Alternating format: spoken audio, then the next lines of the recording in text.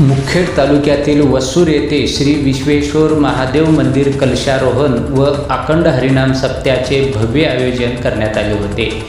यात आज दिनांक 5 फेब्रुवारी रोजी हभप संग्या आप्पा स्वामी कंठाळीकर यांच्या काल्याच्या कीर्तनाने अखंड हरिनाम सप्त्याची सांगता करण्यात आली आहे।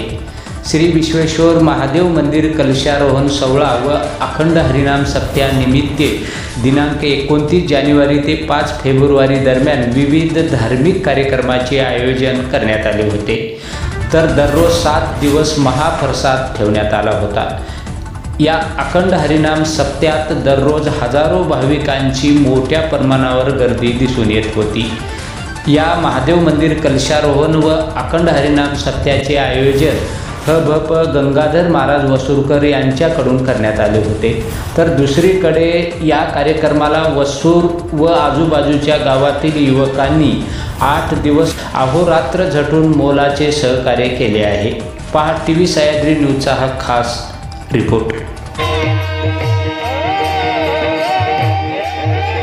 व सर्व महाराज मंडळी, कीर्तनकार, वारकरी, माळकरी, गायक, वादक यांच्या मार्गदर्शनाने व परिसरातील सर्वांच्या सहकार्याने, बाईलेकीच्या आशीर्वादाने हा कलशारोहण सोहळा जवळपास पूर्ण होत आलेला आहे। सर्वांच्या सहकार्याने बरं का। मला स्वाम्यांच्या इंद्रियांचा स्वामी व्हायचं आहे आणि मठपती या मठाचा मला पती व्हायचं आहे बरं का। दोन्हीलाही सांभाळायचं आहे म्हणून सुरुवातीला गोसावी आणि नंतर जंगम असा आम्ही जोड लावली आणि ही जोड आमची पक्की झाली बरं का। शेवट असणारा आमचा आनंदाचा झालेला आहे, आनंद आता प्राप्त आम्हाला मिळालेला आहे। मला सांगा, एवढे माणसं जमा करणं गरीबाचं काम आहे होय? एवढ्या लोकांना जेव घालायचं काम गरीबाचं राहते होय? पण गरीब म्हणून घेणं हे महत्वाची गोष्ट आहे। ही खालच्या पायरीनं वागणं अति चांगलं आहे। म्हणून महाराजांनी असलेला संकल्प, म्हणून अनेक प्रकारचं दुःख आलं तरी त्या दुःखाला मागे सारून, कारण काय करायचे ते म्हण, काय करायचं देवा, काय घडेल ते घडो या शेवटी, लाभ आणि तुटी देव जाणे, काही कर म्हणले। पण म्हणले त्यानं तसंच, याने असंच करत राहिले। कार्य हातात घेतलेलं सगळ्यांच्या साह्याने हा कार्यक्रम आज परिपूर्णतेला आलेला आहे।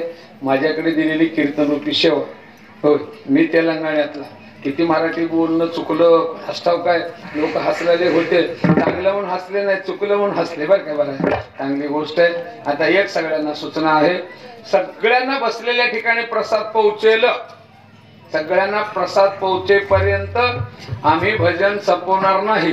कारण म्हणले सगळ्यांना प्रसाद पोहोचला की मग असलेलं आम्ही प्रसाद घेणार, मग सगळ्यांना प्रसाद पोहोचलं समजून मग त्यावेळेला थांबवणार, आरती होणार। आरती झाल्यावरती प्रसाद सगळ्यांनी एकमेकांना द्या आणि या ठिकाणी महाप्रसादाची सोय केलेली आहे। गावातले जेवढे लोक आहेत तेवढे अगोदर जेवून घ्या आणि परगावच्याला नंतर वाढा, असं आहे का हो? चुकलं वाटते बरं का। कसं आहे रीत ते बघा। कारण मी पहिल्या दिवशी आलतो, एका दिवशी आज या परिसरातले गावकरी सगळ्यांनी असलेले झटलेले बरं काय, सगळ्यांनी असलेली या ठिकाणी सेवा केली म्हणून अगदी सुटसुटीत कार्यक्रम भगवंताने या ठिकाणी करून घेतलेला आहे। असंच कार्यक्रम घडावं, असंच परमार्थावरती तुम्ही प्रेम करावं, याने असलेले कार्यक्रम असंच करावं, मलाच कीर्तन द्यावं बरं। टाळी वाजू नका, टाळी वाजू नका। संपलं काही बोलत असताना चुकीचं विधान झालं असेल त्याबद्दल मात्र क्षमा असावी। झालेली सेवा दादांच्या चरणावरती समर्पित करून सेवेला पूर्ण विराम देतोय।